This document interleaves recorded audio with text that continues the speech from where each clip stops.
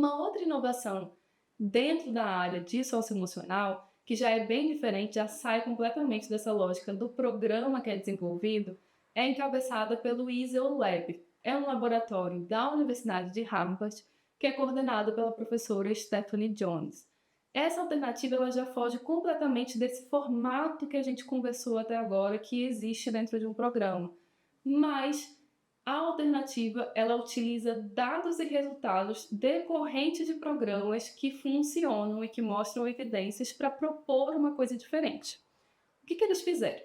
Primeiramente, para esse grupo, a inovação dentro do campo da educação socioemocional ela estaria principalmente atrelada a estratégias e práticas que se relacionam com programas já considerados efetivos. Então, o caminho que o laboratório percorreu foi, primeiramente, se questionar quais são as práticas comuns que já funcionam e já mostram eficácia nos programas que a gente tem, nos programas que já existem. Por exemplo, esse programa aqui usa um jogo de carta desenhado para trabalhar habilidades sociais. Aquele programa ali usa uma atividade de roleplay. E aí eles foram coletando, essa prática aqui se mostra efetiva, essa aqui parece que tem evidências. E a partir desses achados, o grupo de pesquisa ele começou a analisar os efeitos específicos das práticas isoladas, pontuais, não dentro do programa, mas feitas de forma pensada ao longo do tempo. Então, eles pegaram as práticas individualmente, implementaram em outros contextos e começaram a avaliar ao longo do tempo. Funciona, não funciona? Como é que eu posso redesenhar, melhorar essa proposta a partir de feedbacks coletados? E assim, eles foram ali coletando microações, diferentes ações que não necessariamente estavam sendo testadas no contexto do programa robusto e completo como um todo. Um exemplo prático para a gente entender melhor o que eles fazem. Eles se perguntaram, por exemplo, como é que eles poderiam proporcionar rotinas que pudessem favorecer a regulação emocional de pessoas dentro de determinado ambiente. Então, eles começaram a mapear o que cada programa faz para favorecer a regulação emocional. Quais são os elementos comuns, mesmo que usem caminhos diferentes para propiciar oportunidades ou recursos que ajudem pessoas a regular suas próprias emoções. Um usa uma estratégia aqui da tartaruga que precisa respirar. O outro ali tem um pinguim com passo a passo. O outro tem um modelo de cores que ajuda a criança ou o adolescente a identificar o estado emocional. Esse aqui usa um semáforo para sinalizar um pare no meio que você está sentindo, né? E como é que você pode regular essa emoção antes de decidir o que você vai fazer. A partir desse mapeamento, o grupo ele viu que talvez fosse possível implementar esse tipo de ação sem necessariamente ter uma estrutura de programa tão robusta, tão grande e que demandasse tanto tempo. E com essa hipótese, eles começaram a catalogar ações para testar. Eu vou deixar aqui alguns prints de ações que eles catalogaram. Tá em inglês, mas as referências aqui no final. Vocês podem ver o vídeo na íntegra e conferir mais de perto também a professora Stephanie Jones explicando melhor sobre essa catalogação e como é que eles chegaram dentro desse desenho, digamos assim, da ação e do projeto.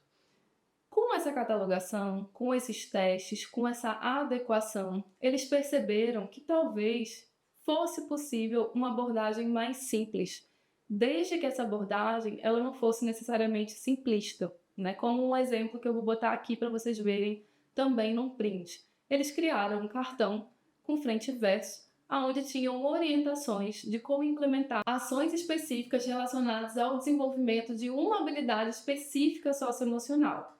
E que se você parar para observar, que está aqui aparecendo na tela, funciona semelhante a um guia de orientação. Né? Tem a frente, tem um verso e eles colocam todas as informações necessárias para que essa pessoa ela esteja ali desenvolvendo essa microação. Esse trabalho ele culminou em um projeto chamado CEL Kernels, Social Emotional Learning Kernels, né? Uma estratégia que basicamente enfatiza a simplicidade, a escolha, eu posso escolher qual é a ação que eu quero colocar ou não em prática, a flexibilidade e a integração e adaptação ao local que você está se propondo desenvolver. Kernels pode significar núcleos em inglês ou a parte central ou mais importante de alguma coisa. A palavra, ela também pode passar uma ideia de semente, que parece se aproximar um pouco mais da intenção do grupo na minha percepção. Tá? Eles parecem ter o objetivo que educadores, familiares ou adultos, eles têm uma espécie de catálogo de sementes, com várias sementinhas ali, que na verdade são estratégias de desenvolver habilidades específicas, competências específicas que já foram testadas. Eles apresentam esse catálogo para que a pessoa interessada ela possa escolher o que ela quer cultivar, o que ela quer plantar dentro do contexto dela, considerando seus objetivos, suas necessidades, seu estilo de ensino, seja no contexto da escola, seja no contexto de casa, familiar, ou seja em outros tipos de instituição. Nas palavras do grupo, o projeto ele poderia ser definido como, abre aspas, estratégias direcionadas e de baixo custo que representariam ingredientes ativos essenciais em programas mais abrangentes que sabemos ser eficazes. Em seu desenho, os kernels têm como alvo um comportamento específico que ocorre muitas ou poucas vezes ao dia e podem ser ensinados rapidamente. Como resultado, supõe-se que os kernels sejam mais potentes e mais viáveis de implementar do que programas abrangentes, aumentando potencialmente a aceitação inicial, o impacto e a sustentabilidade ao longo do tempo. Fecha aspas. Isso é o pessoal do laboratório falando sobre o próprio projeto. Na prática, dentro dos materiais que eu encontrei, eu não consegui saber a fundo como é que isso acontece efetivamente na escola ou em uma família, por exemplo.